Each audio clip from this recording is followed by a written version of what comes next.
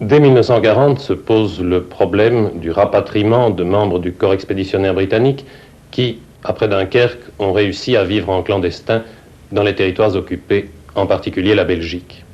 Après les premiers bombardements sur ces mêmes territoires occupés, puis en Allemagne, bon nombre d'aviateurs alliés abattus vont tenter eux aussi de rejoindre leur base outre-Manche. Bientôt, leur nombre sera à ce point important que plusieurs réseaux de résistance sont créés qui se consacreront exclusivement à ces évasions.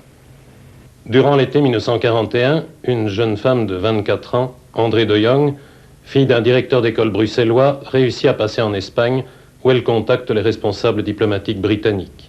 Après 3 semaines de méfiance et d'hésitation, ceux-ci acceptent de prendre éventuellement en charge les militaires alliés qu'André de Jong se fait forte de leur amener via la France occupée et les Pyrénées. 2 ans plus tard, elle et son père, qui a pris sa succession, sont arrêtés, mais dès alors, leur réseau, la ligne Comet, est devenu le plus important, le plus efficace du genre. De 1941 à 1944, près de 3000 pilotes alliés abattus ont échappé à l'occupant. La ligne Comet, à elle seule, a réussi à soustraire plus de 700 de ces pilotes aux recherches de la Gestapo et de la police militaire de campagne allemande. C'est à ce titre que l'histoire de Comet nous a paru exemplaire, mais il va de soi que bien d'autres réseaux ont réussi, et souvent avec succès, à assumer la même mission. C'est à titre exemplaire aussi que nous avons choisi de situer ce reportage rétrospectif à l'automne de 1943, car c'est la grande époque de la ligne, celle à laquelle son rendement, son efficacité atteignent des proportions presque incroyables.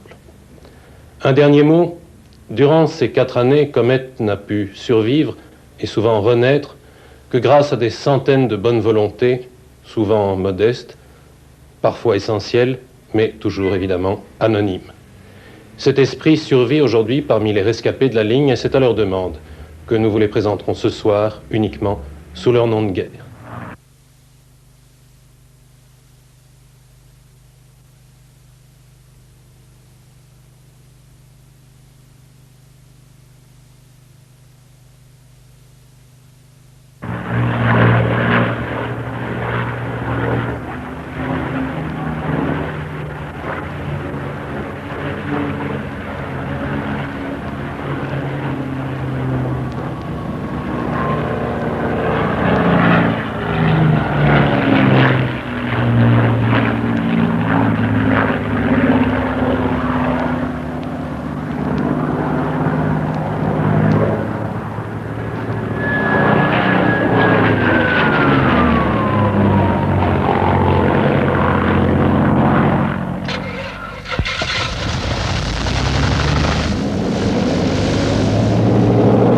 Été 1943. Les bombardements alliés sur l'Allemagne atteignent leur paroxysme. Quotidiennement, des centaines de quadrimoteurs anglo-américains franchissent la Manche, survolent les pays occupés, vont déverser leurs bombes sur Essen, Hambourg, Hanovre, Cologne. Dans la nuit du 27 au 28 août 1943, un Lancaster de la RAF, retour d'un raid sur Nuremberg, est pris à partie par la chasse de nuit allemande.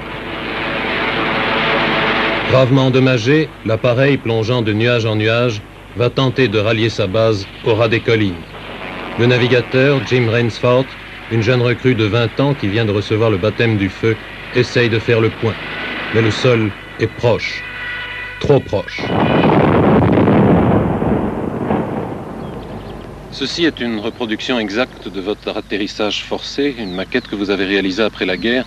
Plusieurs membres de l'équipage ont été tués et blessés au moment de ce crash. Yes, that is right. There were two one who was killed, the gunner who was in the rear turret here, which came from the rear of the aircraft, but he had been killed over Germany by the German fighter.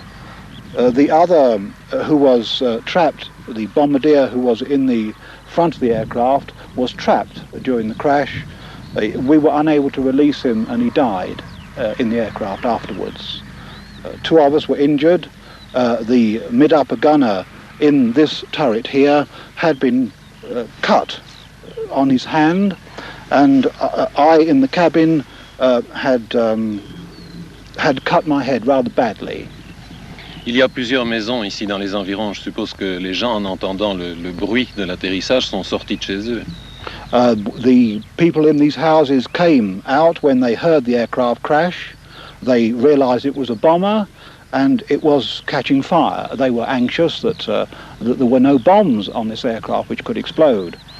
But when the crew told them that there were no bombs, they returned to the cottages and they said nothing about the crew, even when the Germans came 2 or 3 hours later. Quant à vous, vous n'êtes pas resté très longtemps sur place, vous vous êtes aussitôt dispersé. Oh yes, we left. We went in several directions. The pilot, by himself, left in the direction of the farm and the village. The other 4 left towards the woods on the other side of the field, where we got rid of. We took off and got rid of the aircraft harness, the parachutes, our badges, which left us simply in our normal uniforms. Pour augmenter leurs chances de passer inaperçus, les 4 aviateurs se sont divisés en 2 groupes de 2. Pendant des heures, Jim Rainsford et le mitrailleur qui l'accompagne marchent à travers bois, à travers champs, droit devant eux. À l'aube, par un hasard extraordinaire, les 2 premières personnes qu'ils rencontrent sont les 2 autres membres de l'équipage. And they were approaching a junction of these 2 paths, but as stealthily as we were, and we weren't quite certain who they were. We hesitated, and we looked again, and as we came a little close together, then we realised that it was the other 2 who by some chance had met us at dawn, and we met on this very corner.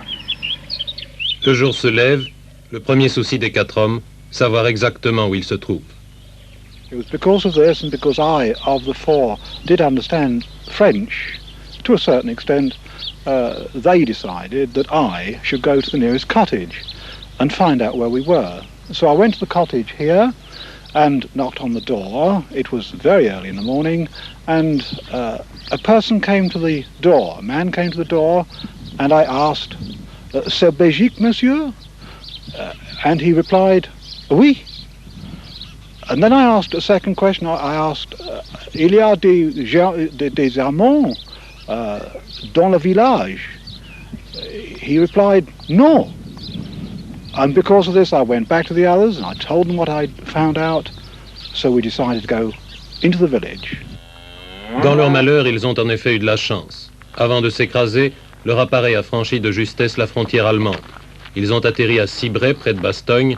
Leur marche nocturne les a conduits à une dizaine de kilomètres plus au nord, à la lisière du petit village de Champs, dont les habitants les plus matinaux regardent passer médusés ces militaires aux uniformes insolites, crottés, ensanglantés, et qui s'attablent le plus naturellement du monde dans le petit café de la localité.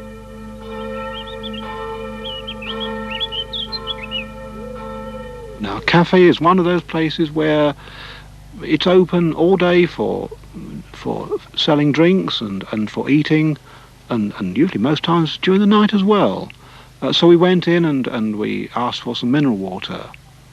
And whilst we were drinking the mineral water, we noticed outside a man with a bicycle. And he said, "Êtes-vous anglais?" "Oui." "Suivez-moi." Comment avez-vous appris qu'il y avait des aviateurs anglais dans le village? Par des gens du village. Vous êtes en somme le premier Belge qui était en contact avec eux. Où les avez-vous conduits? Je les ai conduits chez ma sœur, donc au château de Rollet, à la ferme en fait du château de Rollet. Parce que vous supposiez que les gens seraient prêts à les héberger. Ben oui, je m'en doutais. On ne pouvait pas être sûr de ce genre de choses. Pas du tout, non. C'était la rumeur publique qui disait où on pouvait éventuellement les placer. Oui, normalement. Puis quand même, on était un groupement, enfin. Mais seulement, comme les gens ici les avaient vus assez longtemps dans le village, on avait plutôt peur, quoi. Aussi bien pour eux que pour nous. En confiance, les aviateurs ont obtempéré à ce « follow me », ce « suivez-moi » laconique qu'ils vont entendre répéter bien des fois durant les semaines qui suivent. Suivez-moi, et ils suivent à travers bois Roger Gillot, qui par 1000 détours les conduit à sa sœur fermière. À son tour, celle-ci les guide jusqu'à la propriété de ses patrons, qui n'ont pas de contact direct avec la résistance, mais dont elle n'ignore pas à qui vont les sympathies. De sa fenêtre, Madame Mausse de Rollet a vu s'approcher, avec 1000 précautions, ses hôtes imprévus. Quel souvenir avez-vous conservé de ce premier contact? Ils étaient dans un assez triste état. Oui, forcément. Qu'est-ce que vous voulez? Ils étaient ensanglantés, ils étaient tout pleins de poussière, ils étaient dans l'état où peuvent être des gens facilement compréhensibles. Je les ai vus, ma foi, de la fenêtre là-bas où j'étais occupée de donner le bain à mon bébé. Je suis descendue et je ne me rappelle pas des premiers contacts que nous avons eus. Nous sommes probablement, on a un petit peu discuté, puis on a décidé de les mettre dans le bâtiment là-bas en dessous, qui était un bâtiment abandonné, un ancien moulin. C'est là qu'ils étaient quand mon mari est rentré à midi. Pendant l'après-midi, nous avons tâché de nous mettre en contact avec un médecin parce qu'il était urgent de les faire soigner. Mon mari a pensé que le préférable, c'était de les faire soigner par un médecin militaire, qui était le docteur Leclerc, qui habitait à Bastogne à ce moment-là, et qu'on a contacté, qui a accepté immédiatement de venir et qui est arrivé en quelques heures. Je pense qu'ils ont dû être soignés vers 4-5 heures l'après-midi. Vous nous imaginez avec ce docteur qui arrive avec sa petite trousse, hein, et puis dans cette pièce complètement délabrée, il installe son bazar pour les soigner sur un appui de fenêtre qui est rempli d'un côté de plâtras, de l'autre de la vieille pierre, et un troisième endroit, il y a des toiles d'araignée. Enfin bref, c'était dégoûtant, mais c'était ça la situation dans laquelle il se trouvait, et il a commencé à les soigner avec des moyens de fortune. Je crois me rappeler qu'on a dû servir de choses comme du savon noir parce qu'on manquait peut-être du nécessaire, et voilà dans quelles circonstances ça s'est fait. Autre problème, les nourrir aussi. Ah, les nourrir. Les nourrir, ça, nous les ramenions. À midi, je ne sais pas ce qui se passait. Pour le cours de la journée, j'ai oublié. Mais alors, le soir, mon mari allait les chercher, les ramener à la maison, et nous étions imaginés, en bon belge, que la première chose à faire, c'était de leur remplir l'estomac. Eh bien, pas question, c'était des Anglais. La première chose à faire, c'était de se laver. Alors ça, immédiatement, ils passaient à la salle de bain. Et quand après on repassait avec eux, je me souviens très bien de cette espèce d'impression d'odeur d'Angleterre. Vous savez, vous voyez ça d'ici, ils ont un savon spécial. Ou est-ce que c'est dans les vêtements? Je ne saurais pas vous dire. Enfin, bref, ça c'était la petite odeur d'Angleterre. Et puis après ça, ils allaient manger et mon mari les reconduisait dans le moulin où ils passaient la nuit. Ils sont restés ici environ 4 jours et 3 nuits. Je suppose que pendant ce temps-là, les Allemands faisaient des recherches. Ah, ça oui. Vous comprenez qu'ils devaient avoir très envie de les retrouver. Ils se doutaient bien qu'ils n'étaient pas évanouis dans la nature. Hein. Alors, il y a eu, par des indiscrétions, il y a toujours des petites choses qui filtrent, ils ont dû apprendre qu'ils étaient dans un château. Et ils ont été directement à Arcogne, où il y a eu une grande descente de la gendarmerie. On est arrivé en pleine nuit, on a fait descendre toutes les filles de Schmitt, on les a rassemblées dans la cuisine avec la mitraillette, et pendant ce temps-là, ces messieurs fouillaient toute la maison, les greniers, les caves, les bâtiments alentours, tout ce que vous voulez imaginer, et ne trouvaient rien. Je crois, même pas un réfractaire qui pourtant devait s'y trouver à ce moment-là. Si les Allemands étaient mal renseignés, la résistance, elle, par contre, semblait au courant. La résistance vous a contacté pour les prendre en charge. La résistance a dû nous contacter. Nous nous méfions un petit peu parce que malgré tout, c'était devenu un petit peu nos petits poussins. Et on ne savait pas très bien qui nous contactait, pourquoi. Alors on était un petit peu méfiants. Mais ils sont venus nous trouver et ils les ont interrogés à ce moment-là. On vous a interrogé, Jim, on vous a posé tout d'abord des questions indiscrètes. They were very searching questions, very personal questions, and questions about such things as the type of aircraft we had been flying, where we come from in England, even the name of the pilot, and the operation we'd been on, where we had been in Germany. They asked personal questions about ourselves, about our families, where we lived. They were indeed very searching questions. En vérité, ils voulaient savoir si vous étiez vraiment des aviateurs anglais. This was the idea of the questions, I think, to find out that we were English, we were airmen, and truly we were who we were supposed to be. Au bout de 4 jours, vous êtes parti d'ici, parti pour aller où? We went from here to a town, to Libremont. It took possibly 14 days, 2 weeks to get there. But we left, but we travelled each day, sometimes by night, nearly always with a different guide. We went from very small places to houses, to huts in the woods, and we seemed to be going round literally in small circles. It was because of this that at the end of 2 weeks we felt that we were getting nowhere, we were getting fed up, and we were even beginning to think that we ought to make our own way. Les aviateurs abattus prennent encore mal conscience des problèmes de prudence qui se posent à la résistance. Dès le lendemain de leur atterrissage à Cibré, celle-ci cependant s'est mise en branle. L'un de ses membres, Victor Astir, est venu ainsi procéder au château de Rollet à une première vérification de leur identité. Dès lors, les mouvements clandestins ont pris leur disposition pour les évacuer. Mais les règles très strictes du cloisonnement imposent ces continuels changements de refuge. Enfin, rendez-vous a été pris avec le réseau d'évasion à la gare de Libramont. Le 19 septembre, un premier guide venu de Bruxelles vient prendre réception de ceux qui, désormais, seront les nouveaux protégés de la ligne Comet. Ici s'arrête le rôle des 1001 bonnes volontés individuelles qui parsèment le pays et des résistants, comme Jean Grégoire, membre d'un réseau de renseignement ardennais, qui sait vers qui aiguiller les alliés tombés du ciel.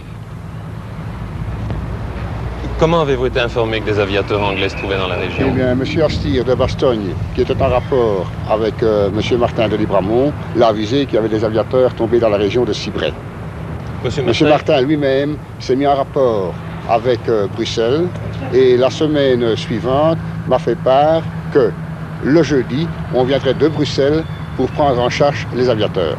Je me suis mis en rapport avec le château de Roumont pour amener ces aviateurs à Libramont. À Libramont, je les ai pris en charge et les ai remis en main de Madame Navarro, qui, elle, faisait partie, proprement dit, d'un service d'évasion. La suite appartient aux professionnels de l'évasion, à ceux qui, de Bruxelles aux Pyrénées, ont réussi à organiser dans les coulisses de l'occupation ce que certains d'entre eux comparent en souriant à une véritable agence de voyage. À l'époque, le chef de la ligne pour le réseau Belgique, c'est Jean Serment. Le mécanisme se met en branle dès qu'il est repéré et conduit dans un premier hébergement. Là, nous sommes avertis de sa présence au moyen de l'intermédiaire de ce que nous appelions une boîte aux lettres. Une boîte aux lettres, c'est par exemple, dans un quartier relativement tranquille, une librairie, une épicerie, un commerce où il y a un va-et-vient assez normal. Et ces gens sont de connivence avec nous pour recevoir les messages, les transmettre à ceux qui viennent les reprendre. Tout cela se passe avec des mots de passe et cela forme une coupure entre l'hébergement et le centre de direction, dirais-je. Lorsque nous sommes avertis de la présence d'un Anglais, on a donc envoyé quelqu'un pour tester cet Anglais. Sûr de sa qualité, il est inscrit et enrôlé pour le départ. Ce départ a lieu selon les circonstances et les périodes, à certains moments à une cadence extrêmement rapide, c'est-à-dire 4 tous les 2 jours, ce qui est beaucoup. Il est pris en charge à son lieu d'hébergement, conduit par un guide au point de départ, c'est-à-dire la plupart du temps la gare du Nord ou la gare du Midi, et surtout la gare du Midi, où là, un guide le conduit à la frontière. À la frontière, il est repris en charge par un autre guide qui lui part vers Paris. Les postes frontières étaient au nombre de 4 et à certains moments au nombre de 5, et selon la sécurité et la fréquence, nous changions de poste à tous les 2-3 voyages. Une fois Paris, le même système se déroule, et là, le stationnement est habituellement plus court, et ils sont dirigés en chemin de fer vers Bayonne, puis Anglette, et puis le passage des Pyrénées. Ainsi, sitôt débarqué à Bruxelles, gare du Luxembourg, Jim Rainsford va suivre la filière. Pris en charge par de nouveaux guides, de nouveaux hébergeurs disséminés aux 4 coins de la ville, il ne reste à l'aviateur qu'à attendre son prochain départ, au seul prix de beaucoup de patience et de quelques déménagements. Du moins le voici définitivement en confiance, même si sa première cachette bruxelloise, rue de Naples, lui procure quelques émotions. First of all, rue de Naples, which of course was unique, that it was so close to an office occupied by Germans that the sentries passed outside the door of this house quite frequently. In guarding the German offices, they were literally guarding the escaped prisoners. the English. Après quelques jours, l'aviateur est confié à un autre hébergeur, concierge d'un important immeuble du boulevard de Waterloo. Un hébergeur qui a une manière bien à lui de désennuyer son pensionnaire et d'exploiter ses talents. Un beau matin, il lui présente un document officiel orné d'une signature qu'il l'invite à imiter. I copied, and I copied, and I copied that signature until eventually he took away the original and asked me to write the signature, which I did. And then when he saw that the signature was very good, he then placed quite a number of identity cards in front of me, and I continued to forge the signature of an important German officer in Brussels. I believe this was for identity for the Belgian White Army. Leur évacuation est tributaire de mille impondérables. Certains ne font à Bruxelles qu'une rapide escale, d'autres doivent patienter durant plusieurs semaines. Ainsi, Jim Rainsford vivra un temps dans un troisième hébergement proche de la rue de la Loi. Pour les évadés, ce sont autant de pénibles attentes, mais pour ceux qui les recueillent, elles se transformeront souvent en pièges mortels. I do know that later in the war the people who helped us at Rue de Naples were caught by the Germans. I also know that the people who looked after me in my third house in Brussels were also caught by the Germans and suffered. Un Canadien, ça était vraiment typique. Réunis 30 ans après, notre aviateur et trois de ces innombrables chevilles ouvrières du réseau Comet, Roger et Paul, deux frères dont l'imprimerie servait de refuge provisoire aux évadés, et Jacques, un guide qui assurait la liaison Bruxelles-frontière française. Comment entrait-on dans un réseau de résistance? On entrait accidentellement. Il y avait un tas de possibilités d'y entrer, mais on entrait tout d'abord sans savoir très bien comment on y entrait. Et sans très bien savoir les risques qu'on allait prendre. Et sans savoir les risques que l'on courait. Et ces risques, bien souvent, on s'en rendait compte que lorsqu'on était bien avancé dans le réseau. Et à ce moment-là, c'était tellement passionnant, malgré tout. On avait un plaisir à prendre risque. Et on se rendait très bien compte, bien sûr, que si on était arrêté, il n'y avait pas grand-chose d'échapper. Malgré tout, on le faisait. À part les risques, il y avait déjà de simples problèmes matériels. Il fallait nourrir ces gens. Il fallait nourrir les gens. Et ça, c'était la plus grande difficulté. Parce que, d'abord, ceux qui hébergeaient n'avaient que leur timbre. Disposaient des timbres, de leur timbre de ravitaillement, bien sûr. Recevaient parfois une feuille ou deux de timbre de ravitaillement de la ligne. Et ceux que nous avions l'occasion d'imprimer nous-mêmes pour la ligne.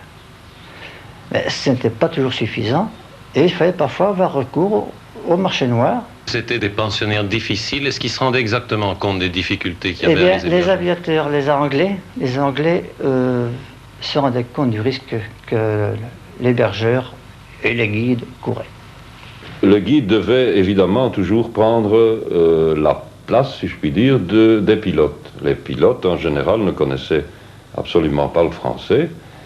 Et s'il y avait non seulement un contrôle, mais une personne qui, par hasard, pouvait leur demander un renseignement ou s'adresser à eux dans un tram ou dans un train, le guide, le plus naturellement possible, prenait la place et répondait à la place du pilote. Les pilotes également devaient soit avoir l'air de s'assoupir dans les trains ou de lire un journal, de façon à éviter que des personnes leur posent des questions qui auraient pu faire qu'ils soient découverts. Est-ce qu'il y en avait qui étaient plus obéissants, plus imprudents que d'autres? Les Américains étaient certainement plus imprudents. Je crois que c'était avant tout des grands enfants qui s'étaient lancés dans la guerre en joueurs de rugby. Et il est arrivé assez souvent que nous ayons des difficultés dans les tramways. Je me rappelle d'un jour où un Américain bousculé par un Allemand l'a rebousculé aussi fort dans l'autre sens, où certains logeurs qui étaient assez imprudents amenaient des pilotes au bassin de natation, et avec les Américains, ils avaient beaucoup d'ennuis parce que dès que l'Américain était dans l'ambiance, eh bien, il criait Et il s'amusait en anglais, bien sûr, en américain, et ça se remarquait.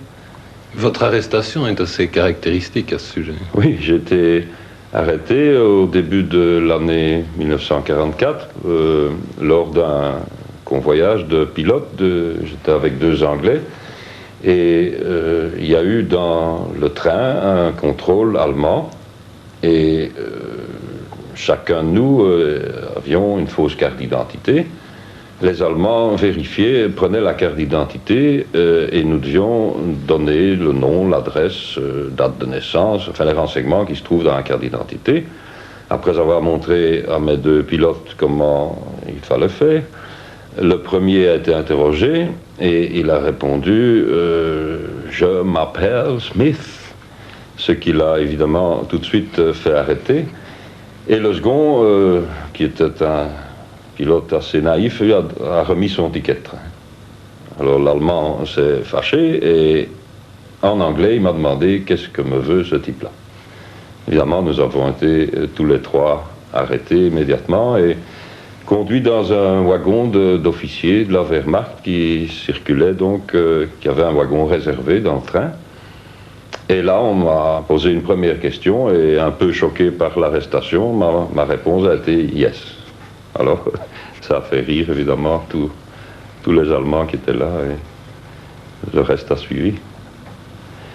De la Belgique à la Bidassoa, à la frontière espagnole, chaque pilote est ainsi pris en main par des dizaines d'agents. Est-ce que vous avez pu évaluer le nombre exact des agents qui faisaient partie de Comet? Au cours de l'histoire des comètes et de ces périodes successives, nous avons utilisé 1500 personnes, tant en Belgique qu'en France, avec majorité belge, puisque même des Belges étaient agents en France. Mais beaucoup de Français nous ont aidés également. En dehors de ces 1500 personnes, il y avait évidemment des aides spontanées, volontaires, qui travaillaient, je dirais, sporadiquement, et qui n'étaient pas enregistrés comme agents, évidemment. Ce qui frappe dans la masse d'agents de ce réseau, c'est la diversité. Diversité d'âge, de situation sociale, diversité de sexe aussi, énormément de femmes. Énormément de femmes, et ça se comprend parfaitement bien, parce que mon Dieu, l'activité de l'évacuation est venue se greffer sur déjà des activités clandestines antérieures, et les premiers engagés étaient nécessairement des hommes. Alors, le genre d'opération de ce travail était de loin favorable à l'utilisation des femmes, parce que conduire un homme en rue, mon Dieu, pour une femme c'est peu de choses et elle peut simuler toutes sortes d'attitudes, tandis que 2 hommes sont toujours sujets à point d'interrogation et interrogation tout court. Et les femmes se sont, dans leur ensemble, et toutes très très bien comportées d'ailleurs. En parlant de femmes, je voudrais aussi vous dire un mot de celles qui ne participaient pas directement, mais qui étaient les femmes des agents, qui elles vivaient une vie d'anxiété permanente, ne sachant pas ce que leur mari faisait, et qui ont aussi eu un très grand mérite dans tout cela.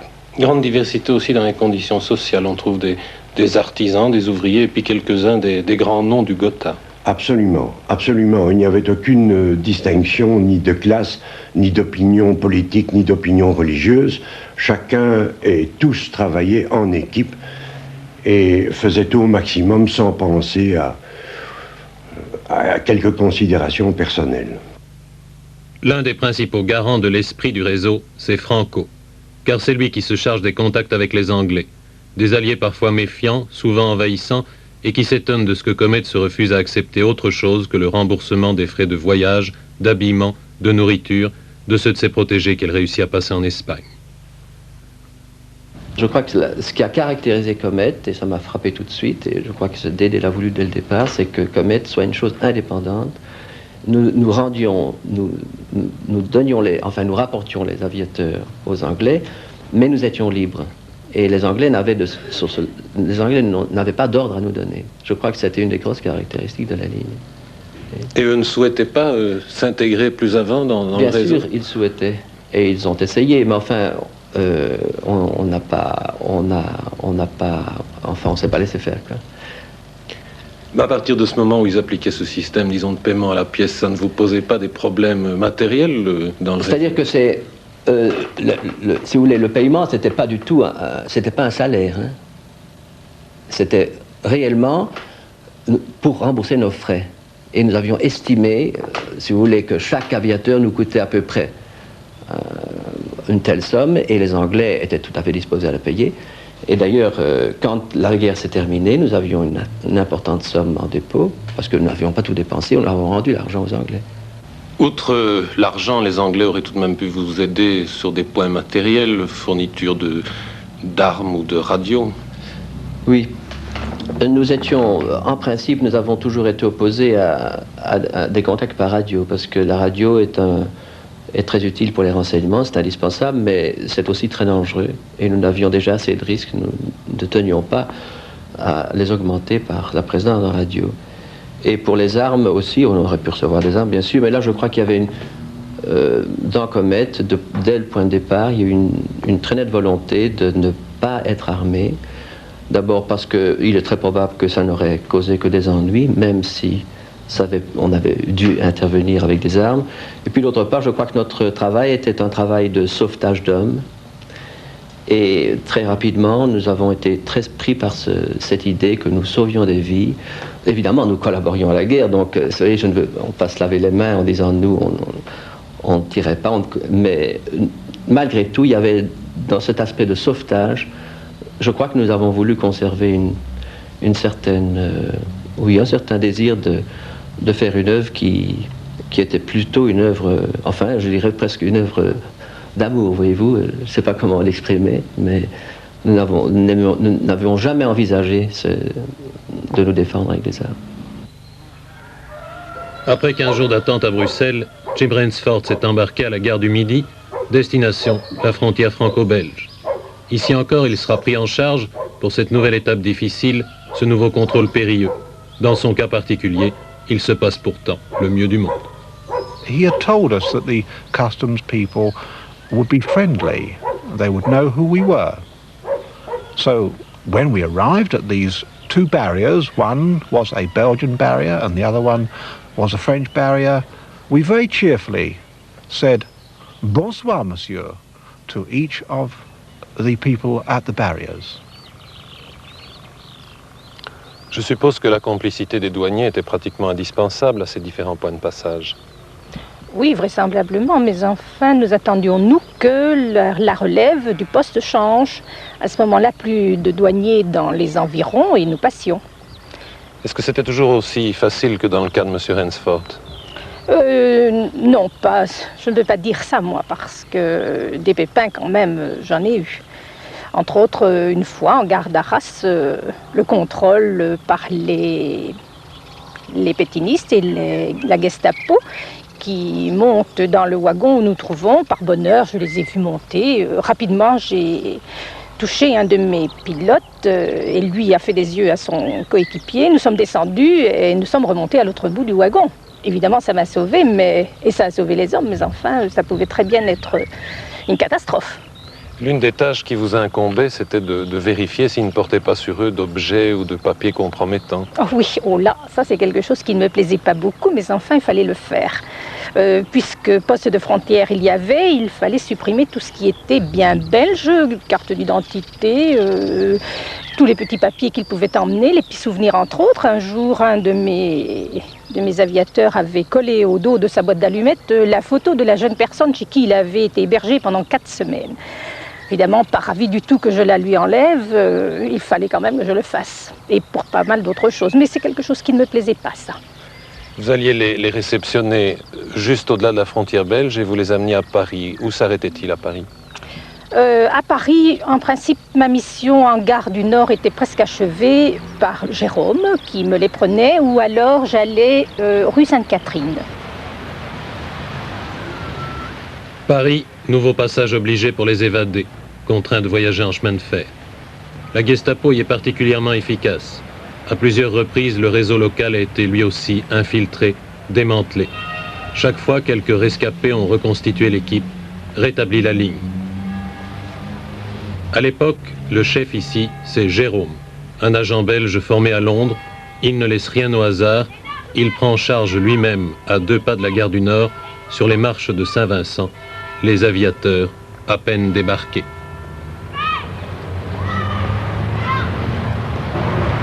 Ils arrivaient ici avec leur convoyeur du Nord. Le convoyeur disparaissait.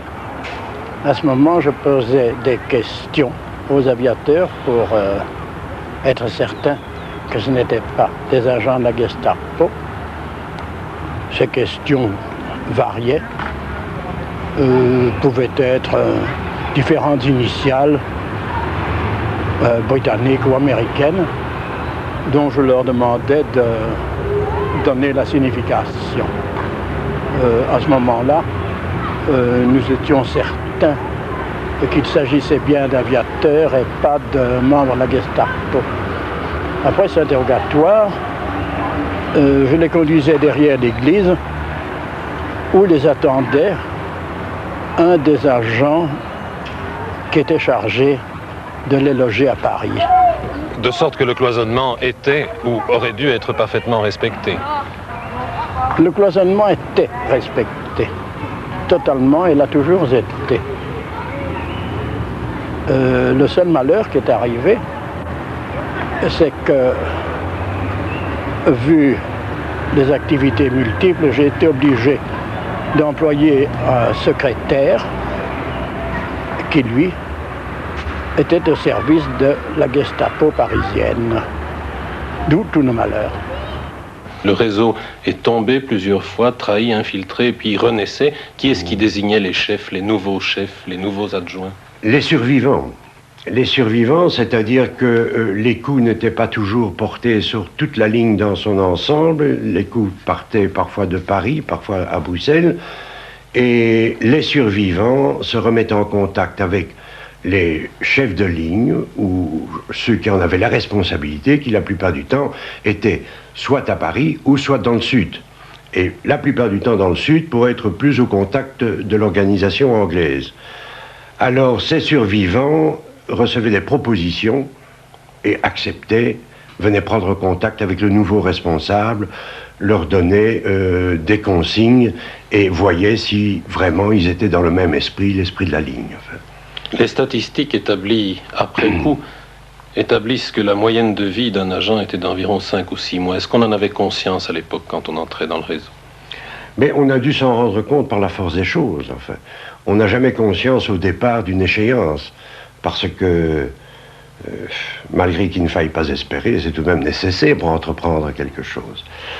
Alors on n'en avait pas conscience, mais on s'est rendu compte que la réalité a voulu que, en général, un chef de secteur, tout au moins, tenait 6 mois. Et c'est assez compréhensible parce qu'il était obligé de prendre des contacts qui pouvaient le compromettre. Dans l'intérieur de la ligne, tout était cloisonné au maximum, mais lui avait des contacts à prendre avec l'extérieur, avec d'autres organisations. Il devait faire des enquêtes sur la sécurité d'une voie qu'on lui conseillait ou qu'on lui indiquait. Tout ça pouvait l'entraîner à se compromettre, à se brûler. D'autre part, lorsque un agent venait de l'étranger, c'est au chef de secteur qu'il était adressé, et c'est avec lui qu'il avait contact. Si cet agent était douteux, s'il était brûlé, le chef de secteur était en première ligne pour être court-circuité. Le nombre des pertes dans le réseau était assez considérable. On se rendait tout de même compte, même à l'époque, même dans l'action, qu'il y avait pas mal d'arrestations, pas mal de déportations. Est-ce que vous n'avez pas été amené à un moment à vous demander, si l'on peut dire, si le jeu en valait la chandelle? Mais c'est pas moi, mais quand cette question a été posée très très sérieusement, du temps de Dédé, par Nemo, dont je vous ai parlé tantôt, il y a eu même un rendez-vous à Paris, où il est venu consulter Dédé. J'étais là, mais je venais d'entrer dans le réseau. Et je me souviens très très bien de la conversation. C'était une question morale qui se posait. Est-ce qu'on a le droit d'exposer tant de vie pour le petit nombre? Et à ce moment-là, Dédé avait déjà la réponse, qui était absolument, à mon avis, très forte. C'est que les Anglais n'insistaient pas tellement sur le personnel qui rentrait du point de vue nombre, mais sur le moral. Pour un aviateur, savoir qu'au départ, malgré un accident, être abattu, il y en avait qui rentraient, ça soutenait le moral. Pour Jim Rainsford, l'issue du voyage approche. Rendez-vous a été pris sur les marches du Sacré-Cœur pour le prochain départ. Avant la dernière étape pourtant, un dernier contretemps. We sensed that something had gone wrong, but we waited a few minutes and then we were taken to another house. I think it was near Mairie d'Issy, where we stayed for 2 or 3 more days. And then late one evening we were taken from there to the Gare d'Austerlitz for the train to Bordeaux. We got into the compartment, but very soon after sitting down, a soldier, a German soldier from the Wehrmacht, came into the compartment, and this made us rather afraid. But this was nothing compared with what happened a few minutes later, because an SS soldier came in black, and he literally threw that German soldier out of the compartment onto the platform. And from this point on, we were very, very scared indeed. But in a way, the presence of that SS man was a protection for us, because no one, no civilian, nor even another soldier would dare come into that compartment. And the rest of the journey to the south of France was uneventful.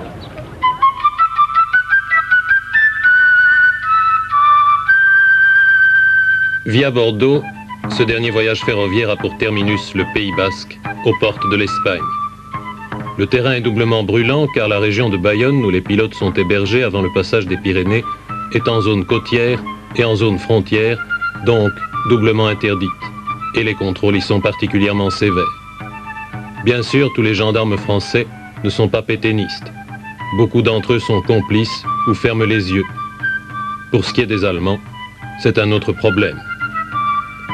Mais il y a Tango, une jeune Belge réfugiée dans cette petite maison d'Anglette depuis le début de la guerre et qui coordonne ici les hébergements, les passages.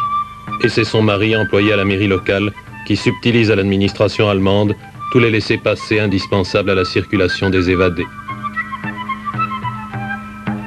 L'aventure, cette fois, touche à sa fin.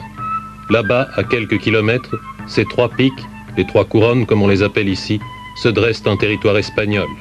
Pour les atteindre, un dernier obstacle de taille, le franchissement de la frontière, et un dernier passeur.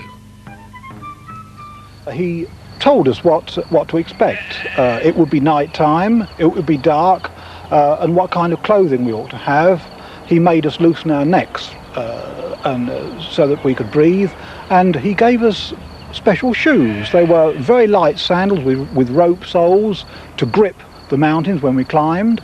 And told us that in the dark, when we're trying to follow each other, we should hold each other by the tail of our shirts, virtually. And then we left, walking all the time, slowly but surely on into the mountains.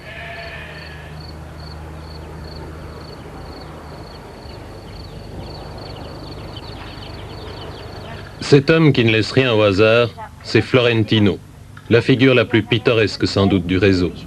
Ce basque espagnol, fixé en France pendant la guerre civile, connaît de sa montagne le moindre ruisseau, le moindre sentier. Durant 3 ans, il a mené à bon port près de 300 militaires alliés. Jamais il n'a perdu l'un de ces hommes qui lui avait été confiés. Pour ceux qui le connaissent bien, comme son amie Katialine, hébergeuse elle aussi durant ces 3 années, cet homme simple qui ne parle que sa langue natale, le basque, est sans doute l'incarnation même du courage désintéressé. Il y avait combien de kilomètres à peu près de chez vous jusqu'à la montagne? 100 kilometra zen, Florentino, goitzetek. Oiatzuna? Ba. Oiatzuna, 85 kilometro, hola. Gehiago erraten zinuten leheno. Nik ez du neurtu, Ouais. Nik ez du neurtu, À peu près 30 kilomètres de chez nous. Alors pour arriver à la Bidassoa, juste avant, ça descendait très fort. Bidassoa ateko, zera, behar zen behiti, patarra behiti, hain beaucoup. Il fallait descendre beaucoup de côtes. Oui. Otiak eta branak eta dana bazienan. Oui. Otiak eta branak eta dana. Oui. Qui avait des ronces et puis de toutes les espèces de choses, oui. Alemana berriz zakurrakin. Et les Allemands avaient les chiens. Zakurrakin. Oui. Gero, ametzaileza gainera. Mitrailleuses, en plus, encore. Ametzaileza zute, bai. Et la Bidassoa, en été, elle était assez basse, mais en hiver, ça montait jusqu'où l'eau? No, haino, upatzen zen ura. Sortir pantalon. Sortir les pantalons et puis mettre par ici. Et après continuer. Et lui, il prenait comme ça, les deux côtés, puis sans faire ça, il traînait les pieds. Jamais il n'a pas peur de lui, d'homme.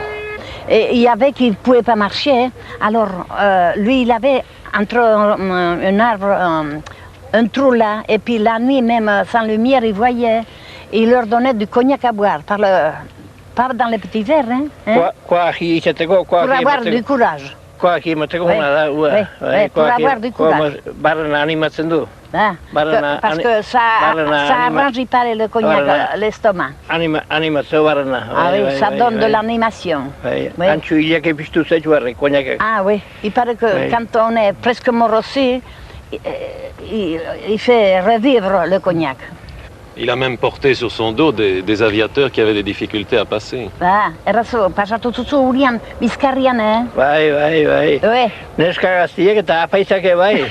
Neska Gastia que t'as pas ça que va il va dire n'est ni bidic. Ah ça va, hein? Il va pas ça. Ah bon? Des jeunes filles aussi elles passaient sur le dos et 3 curés, elle a passé. Il y en a 3 qui l'a passé pareil. Si la Bidassoa, qui fixe au fond de la vallée la frontière franco-espagnole, n'est en été qu'une maigre rivière, en hiver, en effet, elle se transforme en torrent glacé. Et puis, sur l'autre berge, veillent les gardes-frontières espagnols, et ils ont pour dangereuse habitude de tirer sans sommation. Du moins, c'est le dernier obstacle. Passer cette rivière et la portée des fusils de ceux qui en surveillent les 2 rives, il paraîtra court aux évadés, le chemin qui les ramènera chez eux, via Madrid et Gibraltar.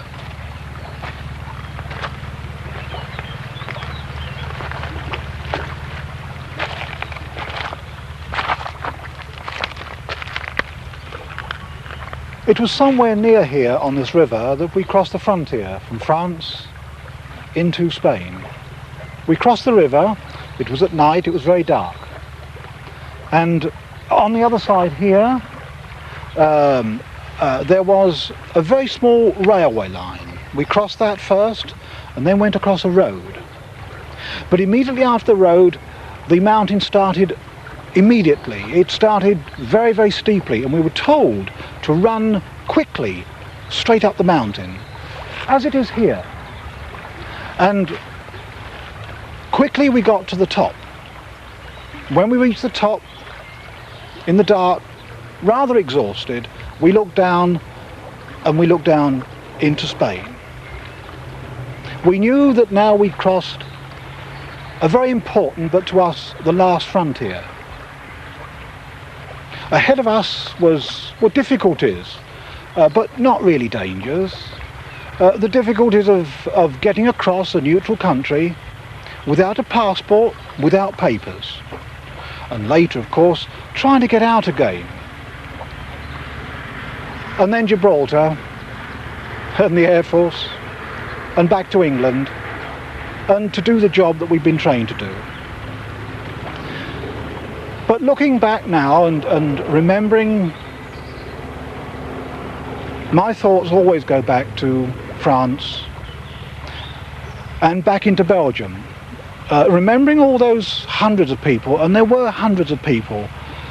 They were young and old, and they came from all walks of life,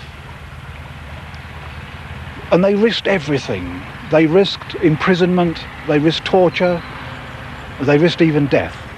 And for what? They did this so that many airmen like myself could get back to England again. And we remember them for this, because they kept the way open for us. And for that we shall never, never forget.